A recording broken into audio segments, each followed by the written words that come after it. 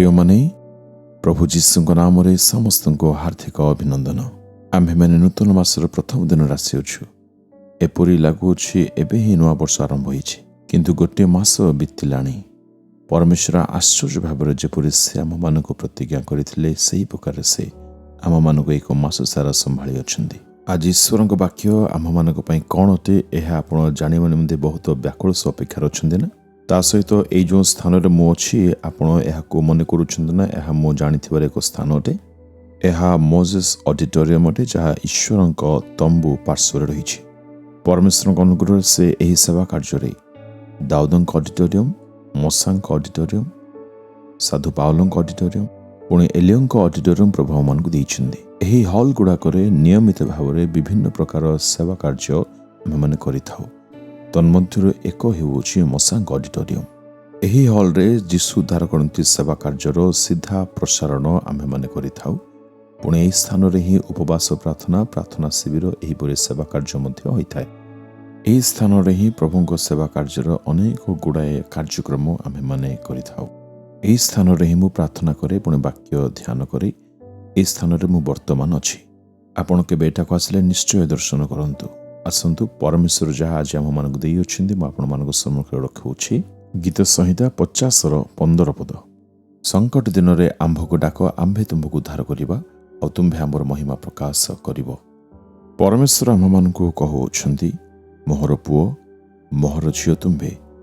ସଙ୍କଟ ସମୟରେ ଆମ୍ଭକୁ ଡାକ, ତହିଁରେ ଆମ୍ଭେ ତୁମ୍ଭକୁ ଉଦ୍ଧାର କରିବା। ଆପଣଙ୍କ ପରିସ୍ଥିତି ଯାହା ହେଉନା କାହିଁକି, ଆପଣଙ୍କ ବ୍ୟକ୍ତିଗତ ଜୀବନରେ ଅଥବା ପରିବାରରେ, କୌଣସି ପୁଅଙ୍କ ଜୀବନରେ, ଝିଅଙ୍କ ଜୀବନରେ ଅଥବା ସ୍ୱାମୀ ସ୍ତ୍ରୀଙ୍କ ଜୀବନରେ ଯଦି କୌଣସି ପ୍ରକାର ସମସ୍ୟା, ଅସୁବିଧା, ପ୍ରତିବନ୍ଧକ ଆସିଯାଉଛି, ତେବେ ପରମେଶ୍ୱର କହୁଅଛନ୍ତି, ଆମ୍ଭେ ନିଶ୍ଚୟ ତୁମକୁ ଉଦ୍ଧାର କରିବା।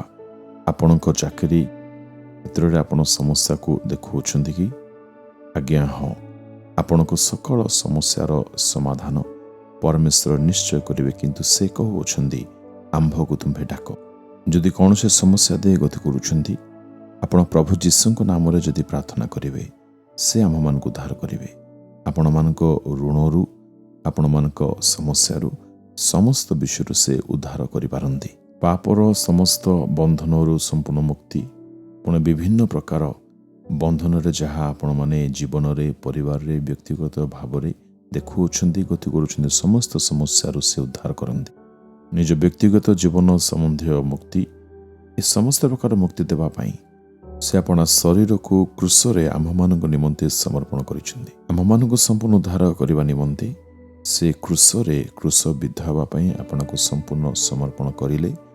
ତାଙ୍କ ଶରୀରରେ କଣ୍ଟା ବିଦ୍ଧ ହେବା ପାଇଁ, ମସ୍ତକରେ କଣ୍ଟା ଆଘାତ ପହଞ୍ଚାଇବା ପାଇଁ ସେ ଆମ୍ଭମାନଙ୍କ ମୁକ୍ତି ନିମନ୍ତେ ସମ୍ପୂର୍ଣ୍ଣ ନିଜକୁ ଅର୍ପଣ କରିଦେଲେ। ପ୍ରଭୁ ଯୀଶୁଙ୍କର ଏହି କ୍ରୁଶୀୟ ବଳିଦାନକୁ ବିଶ୍ୱାସ କରି ଏକ ବ୍ୟକ୍ତି ଯଦି ଘୋଷଣା କରିବେ, ବିଶ୍ୱାସ ସହିତ ଘୋଷଣା କରିବେ, ତେବେ ପରମେଶ୍ୱର ତାଙ୍କ ଜୀବନରେ କାର୍ଯ୍ୟ କରିବେ, ନୁହଁ କି? ଏଣୁ ବିଶ୍ୱାସ ସହିତ ଘୋଷଣା କରୁ।